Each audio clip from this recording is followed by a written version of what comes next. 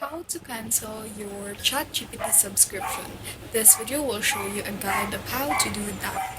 What you should need to do is log in to your ChatGPT Plus subscription account or go to chat.openai.com. After that is you should go to your plan or your subscription plan in your account. Then go to My Plan from the menu. Click Manage Subscription, which you can see right here, or Upgrade Plan, because I don't have any subscription yet. You should click on that, and on the Stripe page, it appears Cancel Plan. Your cancellation will take effect the day after your next billing date, allowing you to use the service until then.